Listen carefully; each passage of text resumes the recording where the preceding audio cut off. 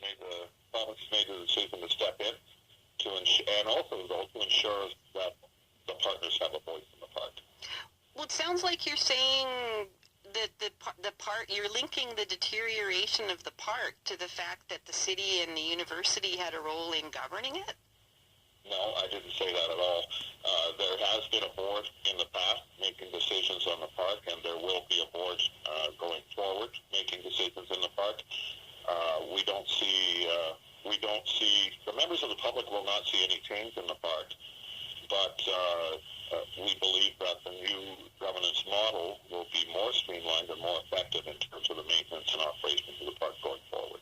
Yeah, I'm still not clear on why that's better for the people of Regina to lessen the role played by the city and the university and have the province take it over. Why is that better for the people who live in Regina?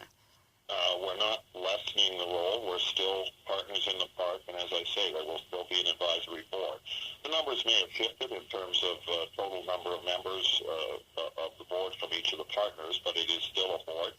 We will still work together collaboratively as we always have in the past for the good of the park, the good of the maintenance of the park, and to ensure the park is, frankly, the wonderful thing that it has been in the past and will be wonderful again going forward.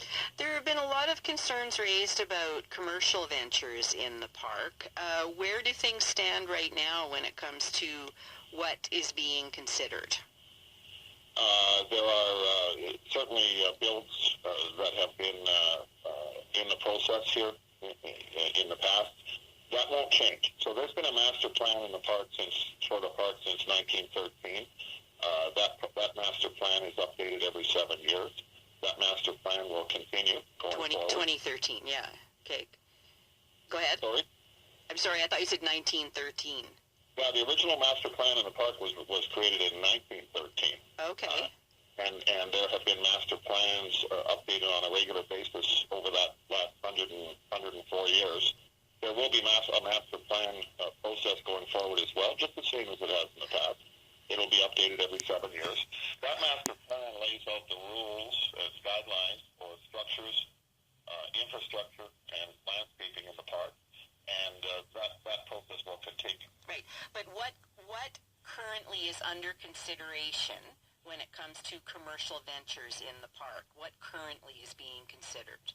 It is well known, I think, that there's a replacement for the CNIB building. And there's also a building being proposed by the University of Regina on College Avenue. Those are the two that have been in a process here over the last couple of years, as per the master plan. Right, and you're talking about Brant and the CNIB building. Is that where does that stand today? That one's currently before the board under consideration. So there's a process that needs to be followed. Designs need to be submitted. There's an architectural review committee that reviews how the build would fit in with the park. And so it's a very long process. And that build, along with the Connecticut University build, are in process. And who makes the final decision on whether those are a go or not? The board. And the board, what is the makeup of the board post-budget? Post-budget, 3 provincial members, 1 city member, 1 university member. Equal voices? You know what, the past makeup of the board has been 3 university, 3 city, and 5 province, and we've worked together very collaboratively. We've worked together collectively. I don't recall ever having any disagreement where anyone had to be voted down, and I expect that that's going to continue in the future as well. I'm just trying to be really clear on what changed with the budget, because our understanding coming out of the budget was that the province was taking over the administration of Wascana Park. That is correct. So Wascana Center Authority has acted in the past. So funding went from the city, the province, and the university to Wascana Center Authority, who would then prioritize infrastructure, spend in the park, maintenance in the park. What's changing going forward is that Wascana Center Authority will no longer exist. Each of the partners will be responsible for their own owned lands, and common lands will be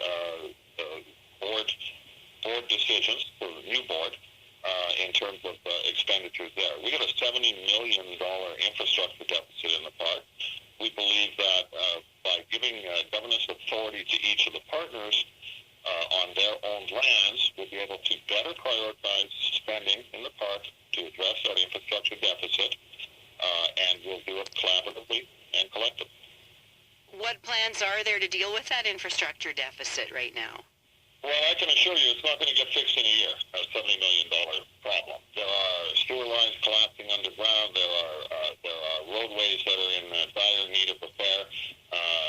Our province itself has spent an extra $19 million in the park over the last 10 years, doing things like roadway paving in the Ledge Precinct, Connexus Arts Center parking lot. You may notice the new beautiful lighting in the park. That's all been things that have been addressed by the province. The city has chipped in extra money as well. So going forward, we'll chip away at it. We'll work on a plan collectively to try and chip away at it. But it's not a short-term fix. Thanks for your time. Thank you. Richard Murray is Deputy Minister for Central Services. Again, the minister responsible for the Provincial Capital Commission is Christine Tell. She was not available for an interview today. We have renewed our request. Bill Elliott has been listening to what the Deputy Minister had to say, and he supports the group No Business in the Park, and he joins us now. Hi, Bill.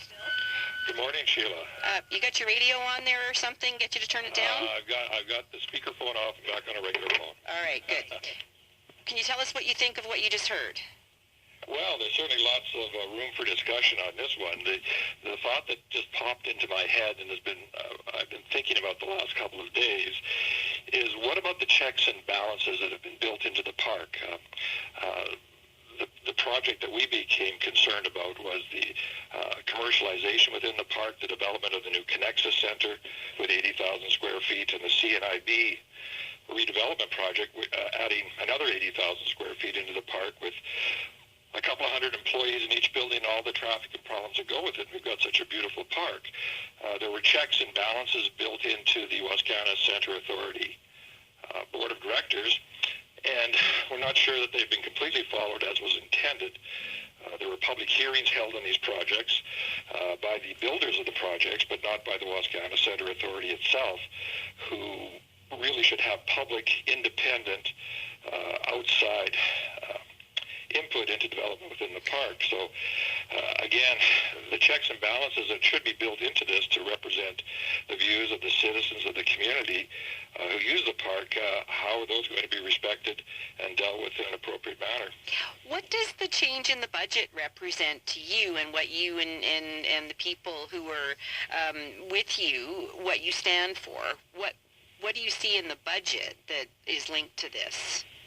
Well, certainly I think every organization is undergoing financial pressures and strains, but you have to view the park as a thing that has budgetary needs, but is a long-term thing for the community, something that we all treasure, has become a symbol for the community. It's utilized by everybody in the city, and something we have to preserve. And as the budgets change from year to year and deficits go up and down, if we make major changes to the master plan of the park and the intent of the park based on budgetary short-term problems, we're going to sacrifice what's really the gem of the city and the pride of the province. But have there been actual changes then to that master plan? Yes. Well, the master plan was never intended to have any sort of commercial development within the boundaries of Wascana Park. It was clearly stated then. Just over 2 years ago, some subtle changes were made to the wording of the master plan, which allowed these two present projects to go forward. Sounds like they're still under consideration, especially the Brant CNIB one. Well, it is under consideration, but the people that are doing the consideration of the board of directors, and it doesn't necessarily represent the citizenry and the users of the park. It represents the people who have a vested interest in it. The university wants to have the restoration of the College Avenue campus done, which we support, but why they have to put an 80,000 square foot building attached to it within the boundaries of the park, we don't understand that one. A CNIB, which is a legacy building within the park, also needs to be restored and refurbished. But again, why does it need to be replaced with a big building? We just don't understand why they have to do that. The funding of it is to obtain during these times. But I think there are other ways to look at this, and I think if we had had more public input into it, rather than decisions being made on behalf of the public, so what do you do? we might have had a better outcome. What do you do now? Well, I think, it's somewhat of a high hill to climb. We're all individuals who have a passion for the park and citizenry that use the park, but we're faced oftentimes with businesses who have got a vested interest in having this succeed. It's hard to compete against communication professionals and social media experts and all those sorts of things when we're individuals. But what we've done is come together, and we launched a petition yesterday, which is online now, and hopefully people are concerned enough about the park that they will put their names to this so we can gather a critical mass of people that we can take back to the park to show that there is opposition to commercialization within the park. So that's the first step. I certainly would encourage people to contact their aldermen, their councillors in the city, and also their MLAs in Regina. Let them know how you feel about the park and preserving it in the future. Bill, thanks for your time. Okay, Sheila. Bill Elliott, and Saskatchewan's Michael Diamond as well has started an online petition to keep Wascana Park public. You can find that at change.org. To the sports desk now, and Scott Regehr. Hello there.